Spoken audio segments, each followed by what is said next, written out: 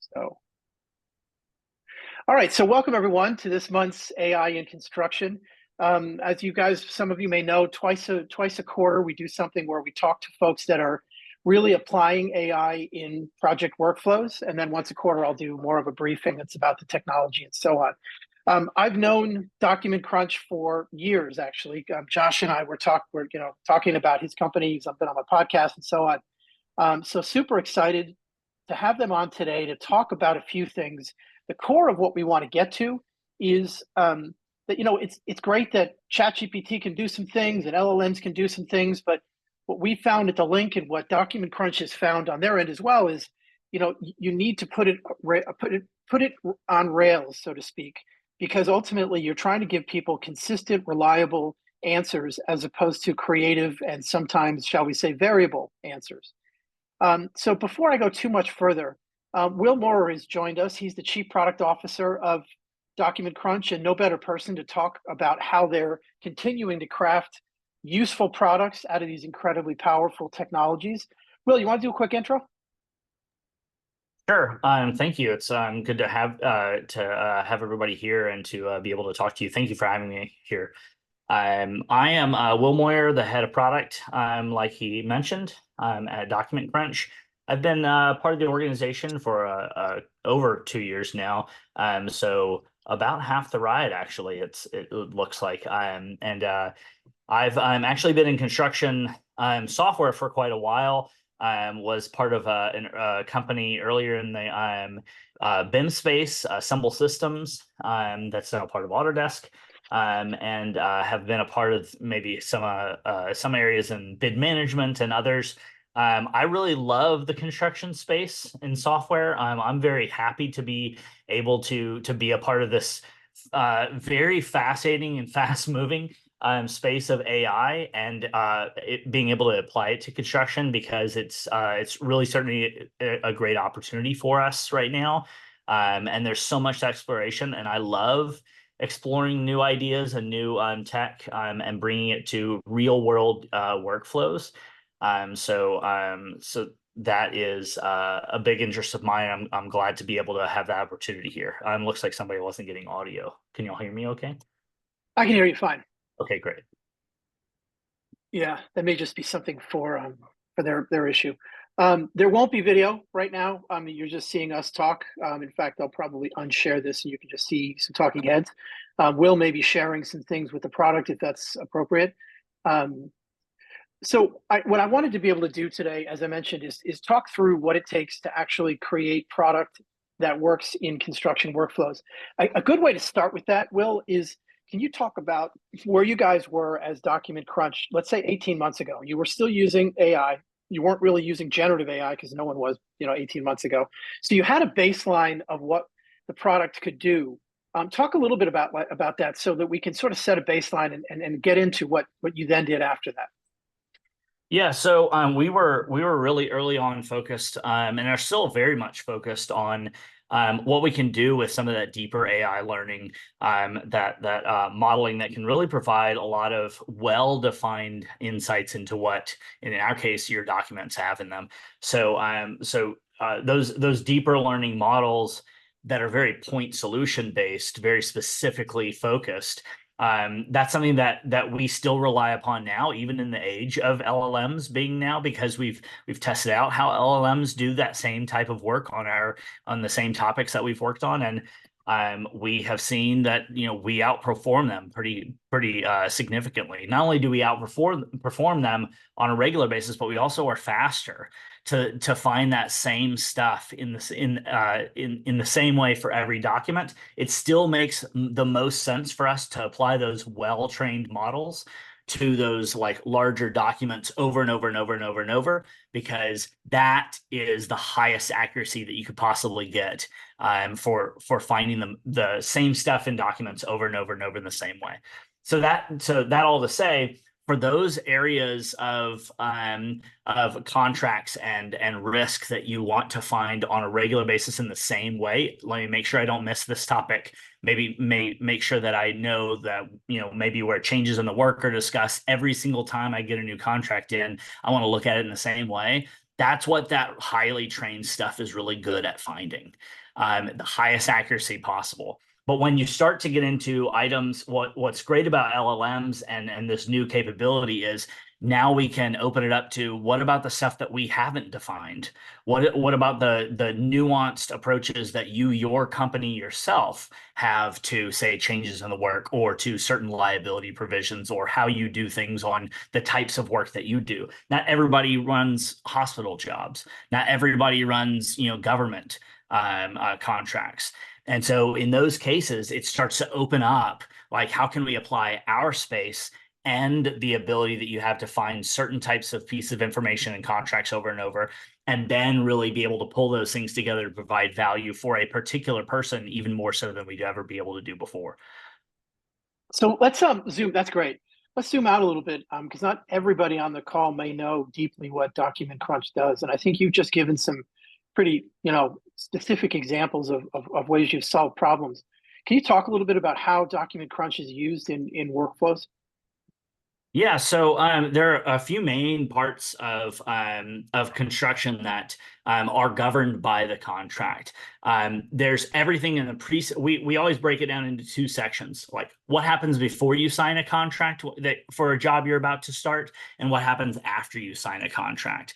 There's probably a lot more that pulls all those parts together, but we think about it in those ways. So before a signature on a document, you want to make sure that for your construction contract, for this project you're about to endeavor into, that before you sign that contract, is it a good contract to sign? Is it close to the profile? Does it follow the profile of what risks we would usually take, or the risk profile we have for our own company for the types of projects? So again, if you're running a hospital job, you might have, or you say you do design bid versus design bid build, you might want to make sure that there are certain governances in the contract, or there aren't certain governances that require you to cover the liability for, say, the design work that needs to be done. So if you are responsible for the design, it makes sense that it's there. But if you're not really responsible, you want to make sure that any engineering or design issues that come up during the job,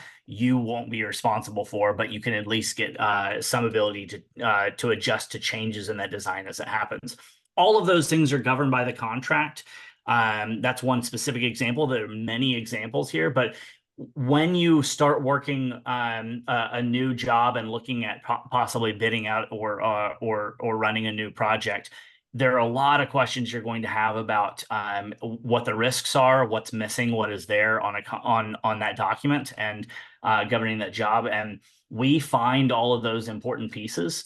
And in the same form every time. I always talk about, if our product isn't the greatest way to review a contract and to see what's in your contract, we haven't done our job. And so for a lot of people, they go through, oh my gosh, it's an 800-page document. What's here, what's not? There could be some missing requirements that we would usually need to make sure we have protection for. Our product allows you to, in minutes, get a rundown of every single thing that's important that could be those issues. And so that's what we especially use those LLMs for, our highly trained models for, is we can find every single thing to a very high accuracy, 90+% accuracy for everything that is in your document in minutes. It means that you can look at a document in the same way and make sure that you're structured and you're negotiated on that contract to set up for success for that project. So once you get to a signature, then there's all these post-signature things that happen on a job. So after the signature, you're going to start working on pre-construction workflows. What should we do? How are we going to schedule the job? How are we going to make sure we have all the labor we need for the job? Maybe even finding all of your maybe additional subcontractors for a job if you're a general contractor. And so all of those workflows then start to have other items that are activities that are governed by the contract.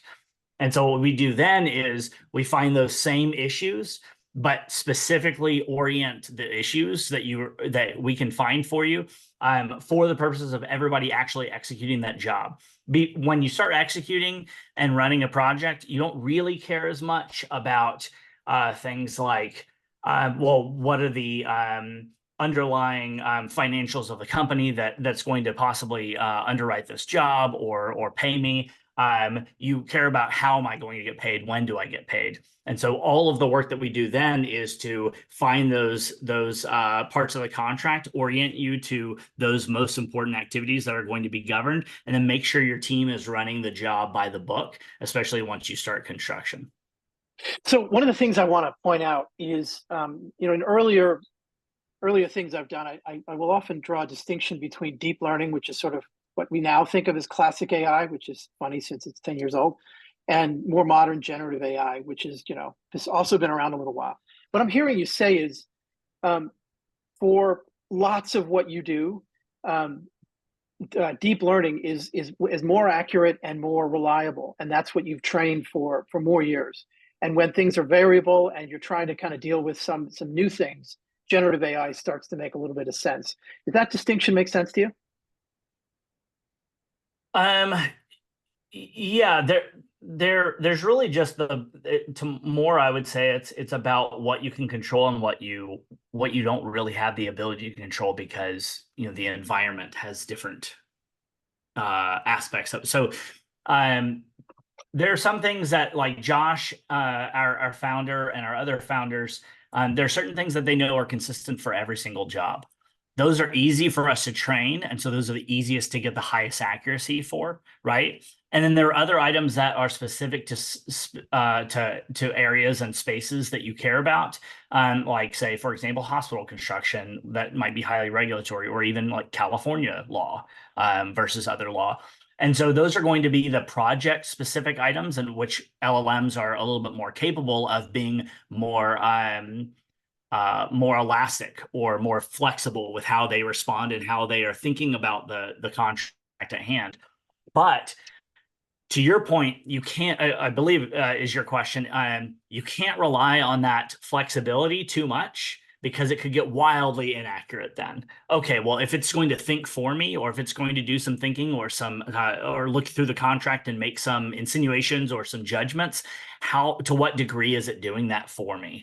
And so to that end, there are a couple of things that we think about and we work on as we've been building out a chat product for our own product, which we just recently have released.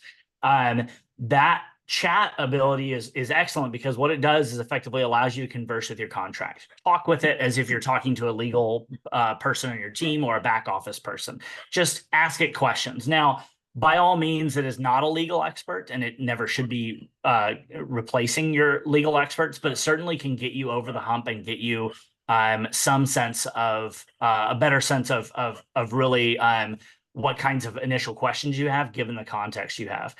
But with that, of course, if you've used ChatGPT at all, it can answer in some pretty odd ways. I've had it give me some responses about. I've asked it, can you tell me about this Excel formula I don't know a lot about? And it gives me something that is not Excel related at all.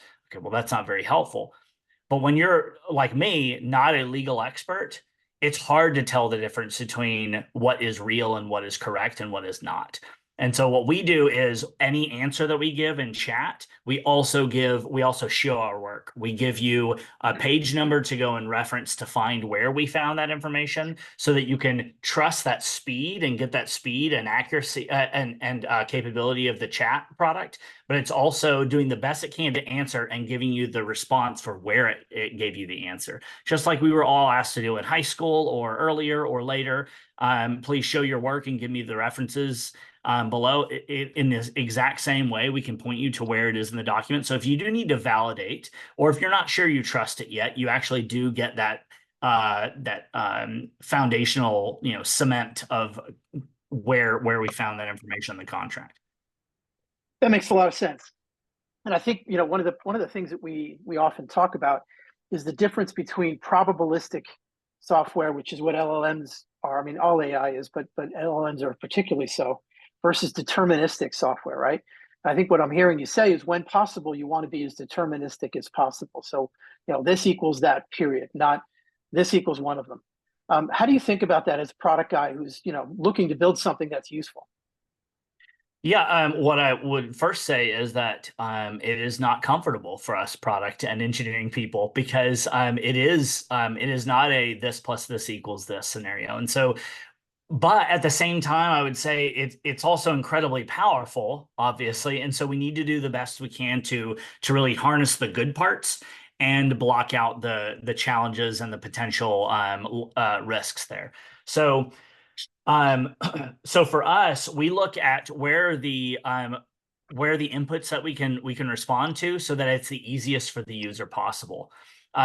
If a user comes into our product, now I, as the product and UX person, would always say that our product is incredibly easy to use. But a good example of this is there are some people who might see like weather delays, but they might not think weather delays because they've always heard, say, like force majeure. So they go in and go, well, I don't see force majeure covered in your items, or maybe the opposite. They have another way of looking at something, and we do something have a different term in our product.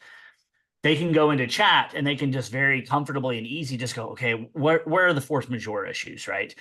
Okay, so first of all, I found that I and many people don't even spell force majeure correctly. But even in that case, it's nice because chat will respond and it knows exactly what you mean.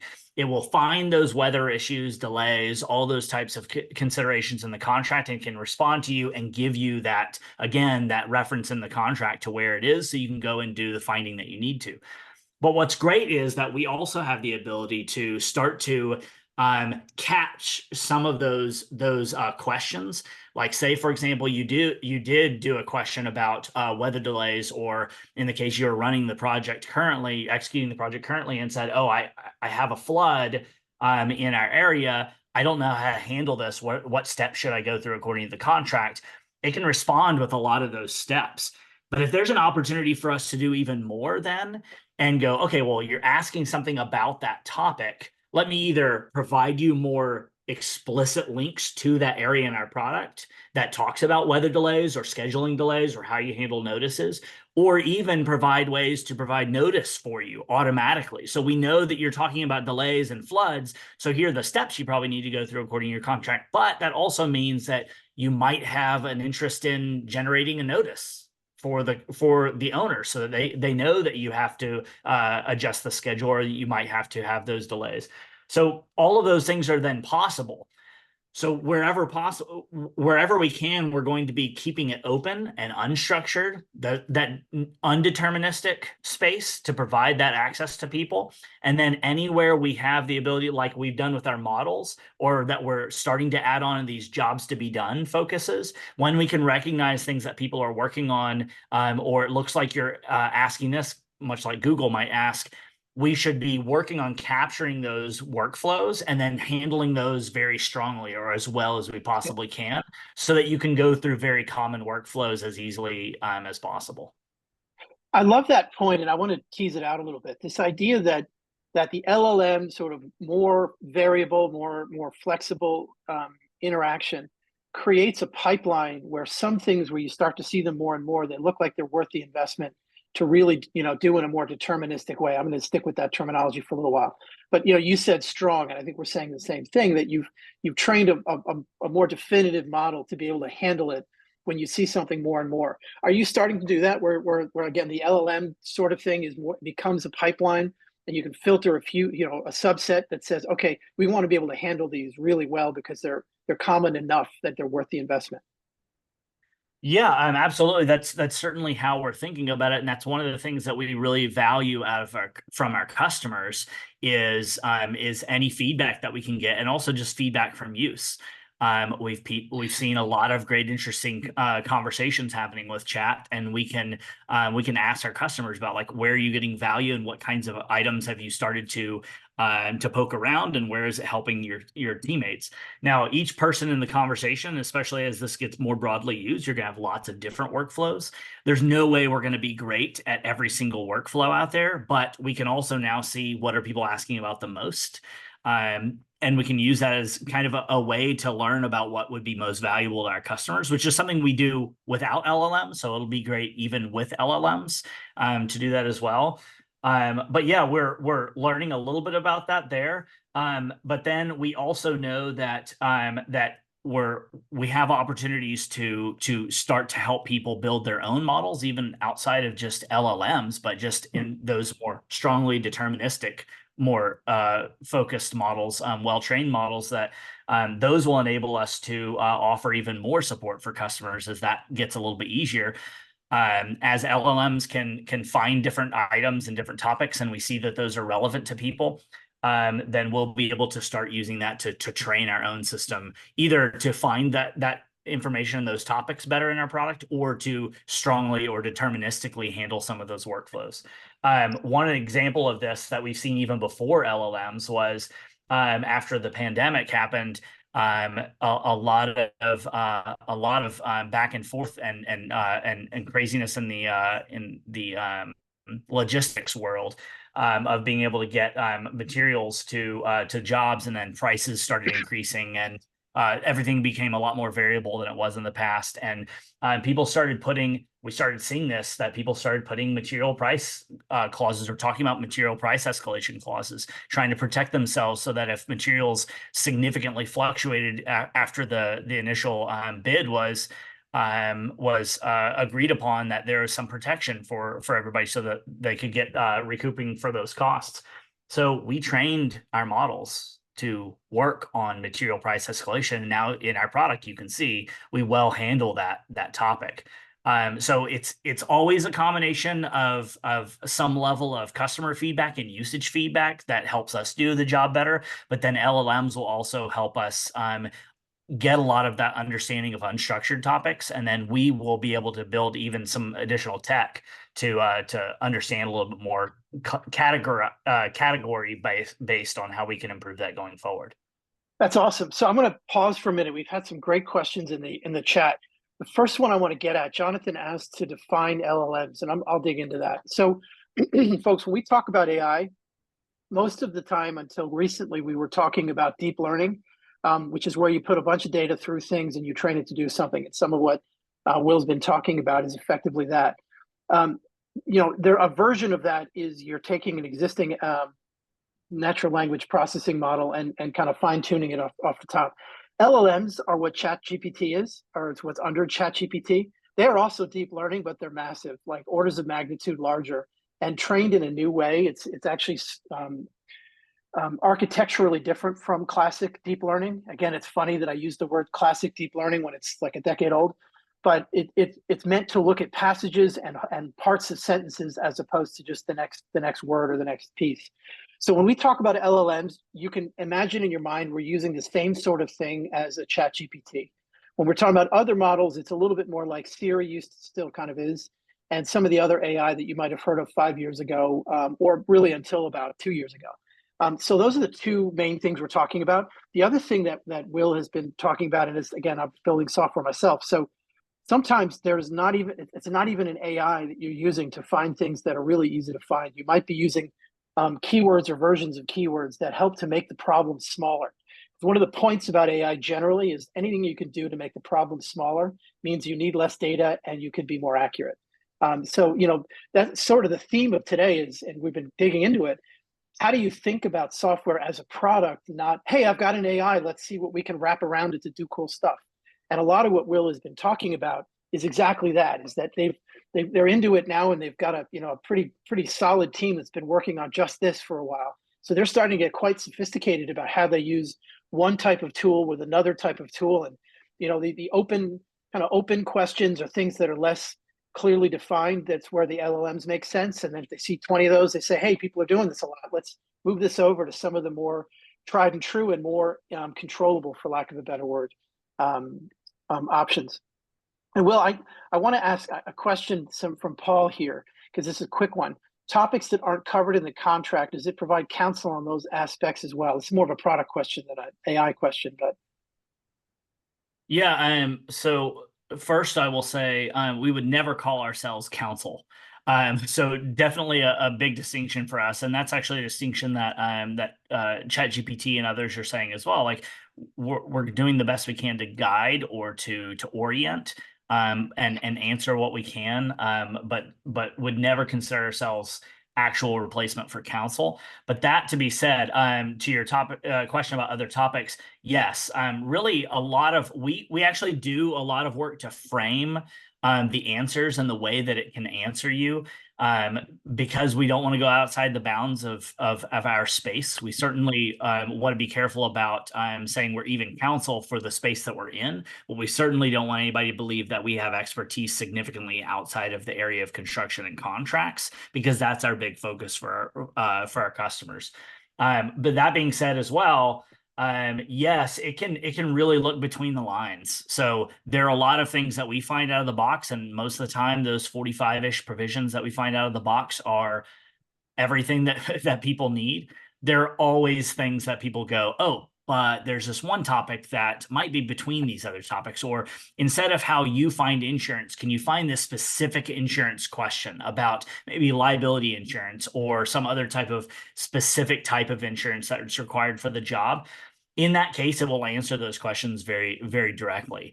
And what's great is that not only can we give you the overview, but you can get very specific context specific answers to your questions. So I ask a question sometimes like, because I'm in doing a job in the Houston area where I'm from, so I get to say these things about Houston. There's lots of floods and bad weather on a regular basis. What should I expect? Based on the contract and how many days I might have for coverage for weather events, or what kind of coverage I have for constructing this project in the case of major weather delays. So it can give you some really context specific answers that really fill the gaps where we might not be able to do that because we can't be everything for everybody.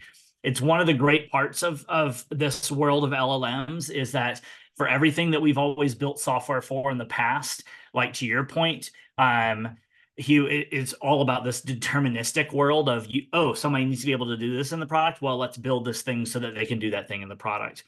We've done that. And now with LLMs, if there's something we haven't done, you can still do it all. To a large degree, to your point, Paul, if there's a topic we haven't covered, now you can probably find that topic still. It might not be something that you'll get in the same way every single time consistently from contract to contract, but now you have the flexibility to find that as you need it. That speaks to this point that companies like Document Crunch are valuable because you're not saying we can do everything. OpenAI is saying we can do some of everything, but not all of anything. And you're saying, no, we're deep and we really know this. And one of the things you've now said a number of ways is the knowledge, experience, and I don't know how many lawyers are working at Document Crunch, but more than one. Adding experience from not just from law school, but from being actual practicing lawyers. I think the genesis of the company was Josh being a corporate lawyer at a big GC and saying, hey, the same questions keep getting answered, and I am an expensive way to answer this. So why don't we start automating? So you could almost imagine this all started by saying there's 45, to use your number, 45 things that I get asked about a lot. Okay, let's build a product for the 45. Then you start growing from there and adding this context. And the fact that you're adding context and usefulness on top of what the LLM provides is another part of the story here that I want to bring out is the LLM on its own does not know anything that's going on that it isn't trained on. It doesn't understand knock-on effects. It doesn't understand how the world works, all that stuff. So it's going to give you the best answer it can based on what you've asked it. But there's going to be other things that you can provide that give it context or make it more useful. Yeah, absolutely. And to your point, yeah, that we have practicing lawyers that have practiced in the field, so they know, okay, these are the things people ask me. But especially like in Josh's case and other people on our team, it's specifically in construction, which is one of the things that we really believe is a great thing for our customers, is that the subject matter expertise is very great in our company, and now we're marrying that subject matter expertise, that expert experience that we already have, with that capability of the LLMs and that really great generative world of I can understand the world now, and now you understand contracts and construction, and then we marry that with your specific situation that you need to get the most information, the most benefit that you can. That's really what the great power is of LLMs in this new world, is you can take your expertise, mash it with the ability to understand and to understand and analyze information at a large size very quickly, and then get very specific answers to your questions as fast as possible. And one of the things that you know, in a pregame with your team, we were talking about is you're actually using Josh called a kind of retrieval augmented generation, where you're taking some of the deep learning and using that in conjunction, or other parts of the software in conjunction with the LLM. Do you want to talk a little bit about how the LLM plugs into other parts? Like, we've kind of talked about it as if you're asking the LLM directly, but you've obviously augmented it in more than one way. How did that work, and what was the process? Yeah, I mean, it is still an ongoing process. It will be a very good, big, ongoing process for a long time. So we are pretty right now. We're still pretty document focused. So one document at a time. Now you can load that up with a 1,000+ page document, and it's great.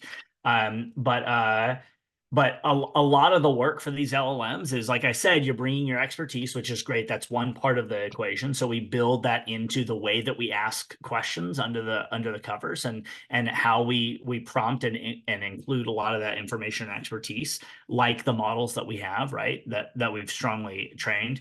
And then you have this great LLM, but what are you actually providing for the context of, like, say, for the customer themselves, for this particular project or for this particular contract, what's going on?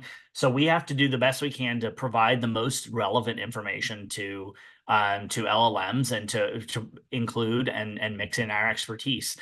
I won't go into deep detail there, but there is a lot and there's also, because I literally cannot understand a lot of what our incredible team does on a regular basis. But there are a lot of requirements and needs around finding the most relevant information, which we do incredibly well because we've trained to do that relevant information very well. Being able to mix that in with the contract itself, and then providing the most necessary information given the question you're asking, and making sure we're getting the best response we can. That's going to become a larger, it already is, as you probably know, it's a giant effort in the space of AI, and this new world of Gen AI is to be able to provide the right information given the right question being asked, to provide the best answer possible. So that will be a constant effort for us. But it also is not even just for that, but it's also going to be like, to what broad degree can we provide information? So as you can imagine, there's a lot of context that is important for any question that anybody's asking. When you're asking a question about a particular contract, and say, well, for this school, how many square feet is this job, or what are the liability requirements for this job? You know that a lot of information about what your previous jobs have been, and LLMs have no idea, and we don't have necessarily yet all the information that you have in your company about what your company has done before, what your capability is what you've done on previous jobs, and how you would usually handle this, how Texas might, because that's the governing law. There's some of that stuff that we can mix in now, but a lot of the benefits down the road are going to be about how can we get the most context and relevant information so that it can make the best decision and answer about what's giving you in response. Yeah, I love that. One of the things that people talk about is the speed with which these underlying LLMs are changing and growing. One of the comments was about AGI, which is, I think that's a little bit like self-driving cars. Like, it'll come, but it's hard to build a product and count on it. But nevertheless, things are changing pretty quick. Sometimes there's smaller models, sometimes there's more focused models, yada yada. How do you guys track that? Like, how does that I mean, it probably is a little bit of the tech team that's mostly focused on this. But could you talk a little bit anyway about how you think about that? Just the speed of change and all Yeah, that. yeah, and on the LLM Yeah. side specifically, right? Yeah, it's exhausting. And I say it's exhausting partially because many of you might also know one of my other coworkers, colleagues, longtime, Trent Miskelly. He's our operations officer here, and he has a great tech background. He's been in this area of software as well for a long time, especially in the construction space. And I will tell everybody this, and I will tell y'all right now, that guy reads a lot of stuff. And if I were to attribute our staying on top of what's going on in the world, it's because he stays on top of it more than anybody else, and he sends us so much information. But that's to say, like, there is so much available right now. And what we do is especially have to pay attention to, of course, competitor spaces and legal tech and legal AI, because there's a lot going on just in the legal space in general. So that's really helpful to pay attention to. But then additionally, we, especially on this RAG-stack retrieval augmented generation that you were talking about earlier, there's a lot about that is really a big area of focus right now for everybody. And that's, I think, a lot of where the differentiation is happening about what information is available, what context are people getting to these LLMs, and what can we provide, and building the best responses possible. So that's to say, like, there are areas of focus and you can't cover everything. And so you need to find where that your world is going to probably be affected by the most, and especially focus your efforts in the nuances and the advances in those spaces. And then hopefully you have a Trent Miskelly on your team that can provide you way more information than you'd ever possibly be able to do on your own.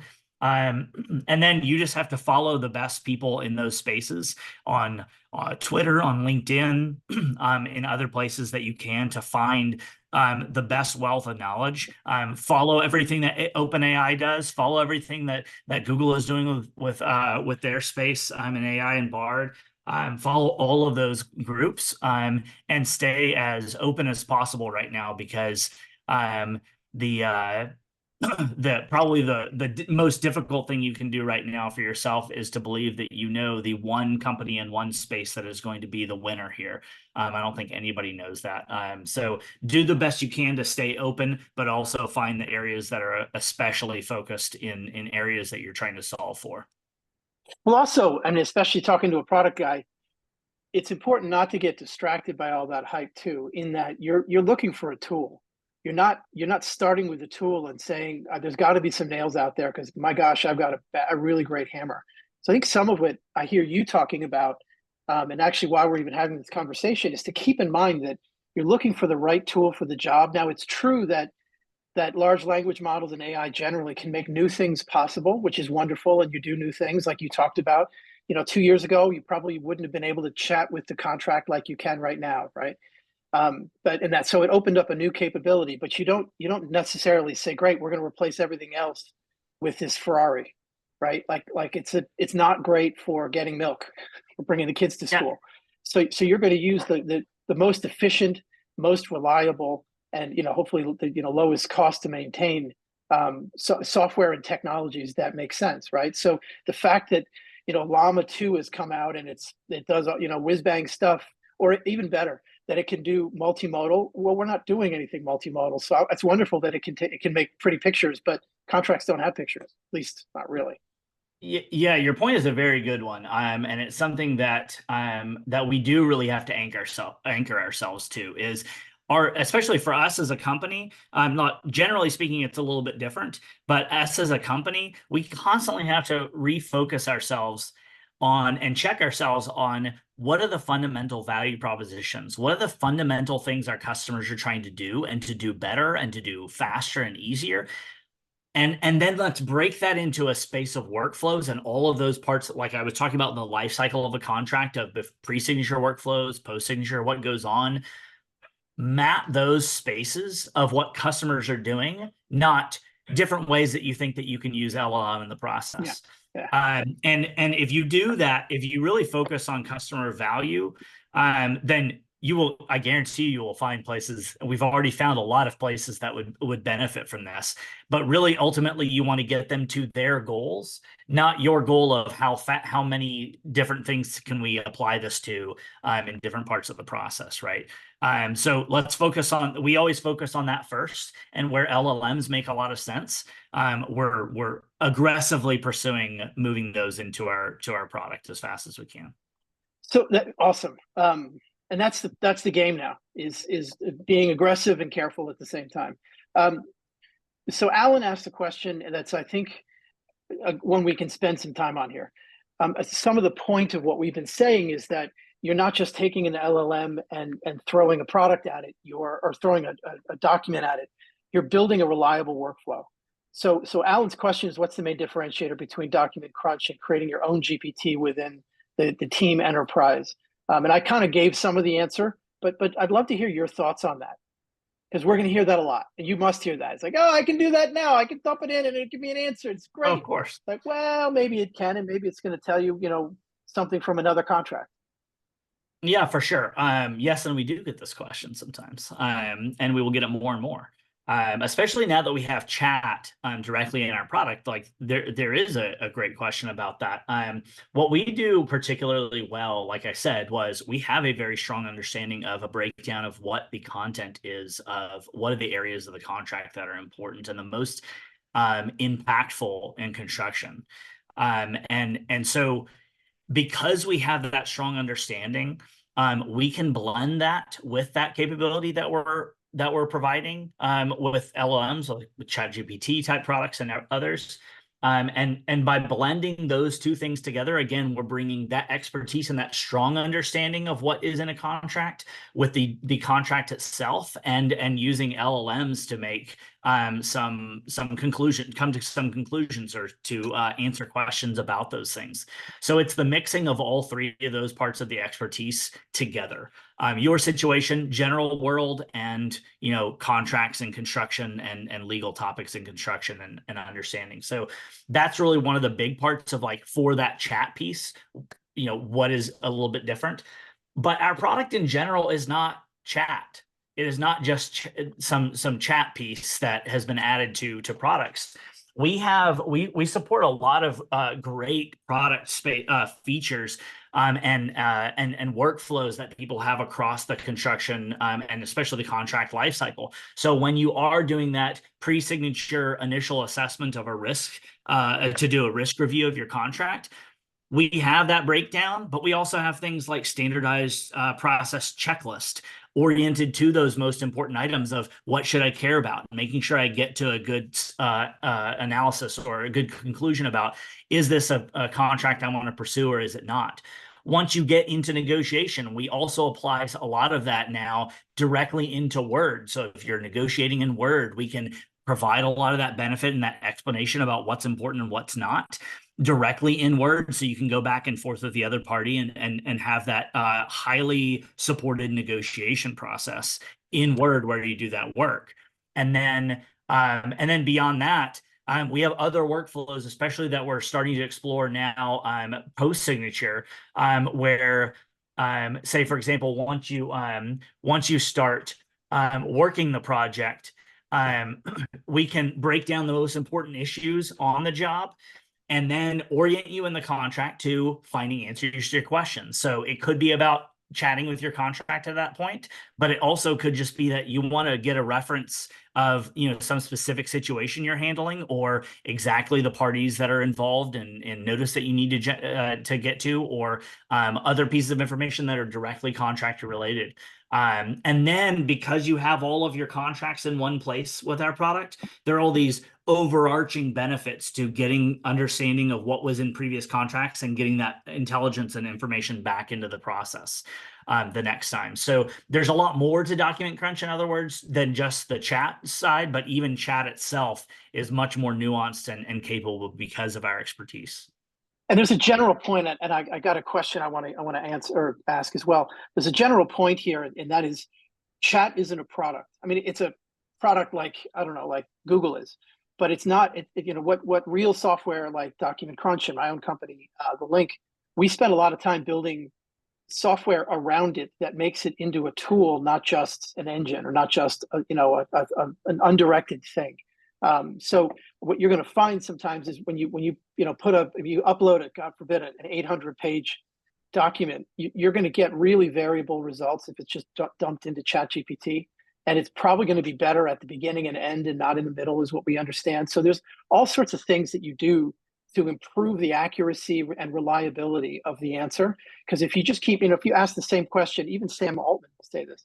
If you ask the same question, I think his quote from a recent podcast, you ask the same question 10,000 times, you're going to get 10,000 answers. And we want to get better and better this year. They are.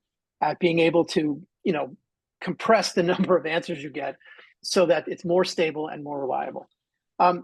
So a question that comes up a lot is, how can you be sure that client data won't be accessed by others? Now, frankly, this is just, I hate to sound like this, but sort of just software, like having it be multi-tenant and have walls between things. But there has been a concern about LLMs, especially ChatGPT. Two issues have come up. One of them is that your data is going into their model to train it. I'm sure that the API you're using doesn't do that, but I'd love you to talk about it for one sec. The other thing, though, is RAG sometimes can, retrieval augmented generation can sometimes make it so that people can actually tell it to download, like you can access the original kind of RAG source. Also something that I believe has been addressed. Can you talk about the model training issue first? Yeah, so that is something that has come up a bit, especially more recently because people are starting to understand a little bit, especially tech teams at construction companies. They're very adept at what's going on in the world and what information should be shared and the how companies that their internal customers are working with. Like ours and others, what information is being shared where. So we certainly are keeping everything pretty separated at this time. I mean, very separated this time from the perspective of what we're sending up to chat and others. We have been very deliberate in our approach and are continuing to be very deliberate in our approach about how we're going to be able to separate that information, especially crossing the boundaries of customers information, so that some information about some contract, like generally what ChatGPT will be able to do for people is, find in the corpus of the world of information. It'll probably give you some pretty good specifics about things that it has learned from, say, there's a great example of the New York Times issue right now where they're talking about, listen, you're using our information and it was used to train the model. And so there's a lot of benefit that you're getting, you owe us money. And so I think that there's that on the training side, but for us, we're using it more on the consumer side where the information that we're sending, there are a lot of restrictions around what ChatGPT can do with that information, and we fortunately are able to use that also as a model for us. Because they're starting to figure out a lot about what should be able to be used and trained on and what shouldn't be able to be used and trained on. And we're using that as a model in many ways and still discerning our own model for limiting the scope of training versus responding. And that's the big focus that people should be looking at. Yeah, and I think to build on that, and I think there's even some answers in the chat, no pun intended.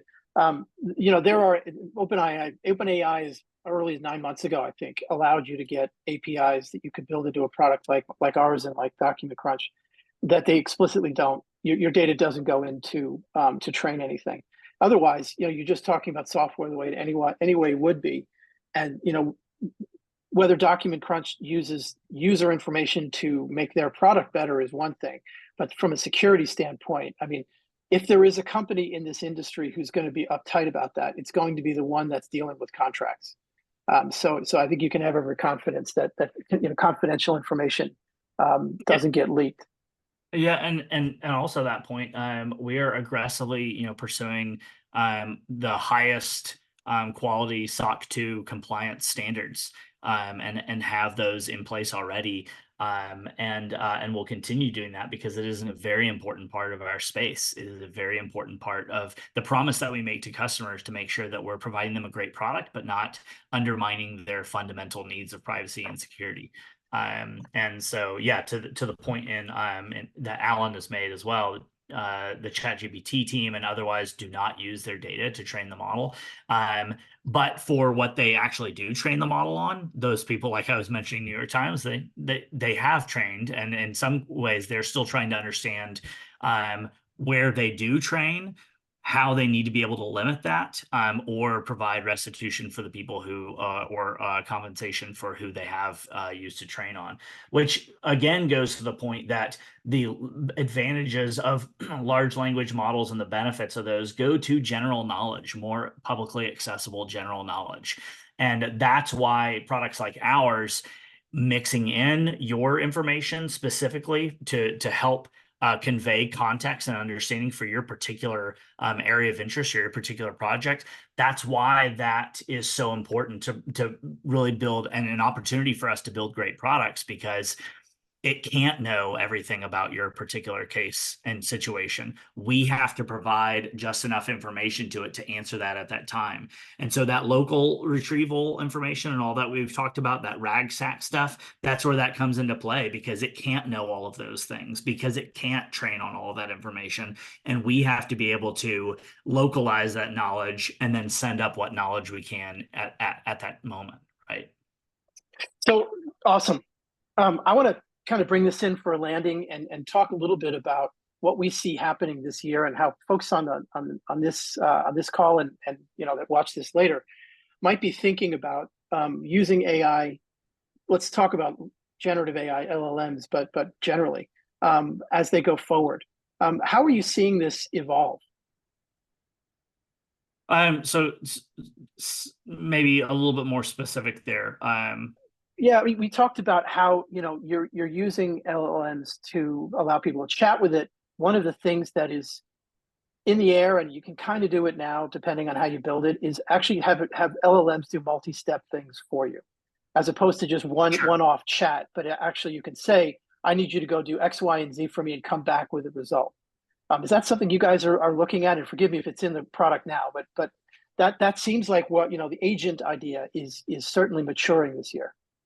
Yeah, some people talk about it with like agent orientation or like multi-turn, or can it do a couple of things for you and then figure out what else it needs to do so that it can go and do those things. Yeah. We certainly have some background and some research that we're doing around like what we could really do with that. A lot of the more like top of mind items that we're doing beyond chat are really focused on looking at what normal jobs that people have to do, as they say, jobs to be done. Like, what regular parts of the process are people doing right now that, or are they not doing right now, that are just cumbersome or take a lot of time and effort, and even the startup to get to that activity done is difficult. So, for example, we know that we have this product in our this feature in our product called our project team cheat sheet, which basically, once the contract is signed, we break down all the most important issues that you probably are going to want to pay attention to, and your project team is going to need to know about the contract, that's going to govern activities on the job as you execute and perform that job. That's great. And we can point you to where you go in the contract to find all of those situations. And if, say, you're a legal person on the team, or a back office person, or a project executive, you want to set your team up well, you can go in and summarize those areas of what we have found and where we found everything in the document. And then give your team maybe some bullet points that they especially need to care about. Like, for payments, you need to pay within 15 days, and here's the amount of retainage you can have, and you can hold back, and all of those aspects of payments. That's really great, but most people we've found have a hard time even spending enough time doing that work, like on the back office side, to set their teams up well. So there's an opportunity that we're pursuing right now to find ways to just build the entire cheat sheet and summarize the entire contract for those purposes right off the bat. So why should I need to do that at all? It's not chatting. It's like a save set of chats that are very well defined, that we know are important, that would be how Josh would talk about it with the project engineers or the project managers on the project, all built into one very quick to provide summary to the team. So there are those types of very activity specific things that people can't do yet, that even before we get into like multi-agent world, are such big benefits that we could provide to people, that we're pursuing those pretty aggressively, top of mind right now. And we'll probably see more and more about the opportunities for multi-turn, like agent work as well, as we start to work through some of those other problems. Again, I would reiterate that to your earlier point, we have to be very customer and activity and value centric. The first thing that we should be thinking about is really what are people doing and what are they trying to what benefit are they trying to get? And for us, that's always going to be how can we help them get the most success and profit out of the job according to the requirements and by the book contract that they have. And then anything that we do with multi-turn agents or anything like that will be in support of that. That's great. And I think that is the path towards agents, right? Is that you're finding things that happen over and over again, and the collection of steps is pretty well understood. And then from there, you can get more sophisticated. Well, Will, this has been really great. I really appreciated how you guys are applying different types of AI, and hopefully folks on the call have gotten something out of really understanding that it isn't all or nothing. You're not building an LLM product. You're building a product that uses LLMs where they make sense and other tools where those make sense. And the other thing that comes out of it that I really like is a bias towards using simpler things when you can, and only using more sophisticated things when they provide something nothing else can, which it sounds like you guys really have a strong focus on. So if there are no other questions, which it looks like they're not, I think we might go ahead and wrap up. So yeah, well, Will, thank you. This has been great. Folks that have joined us, I really appreciate you being here. We will be putting this online probably tomorrow. So for folks that weren't able to stay the whole time or would like to look at it, it'll be available. So, Will, thanks again. Yeah, thank you so much. I appreciate being here.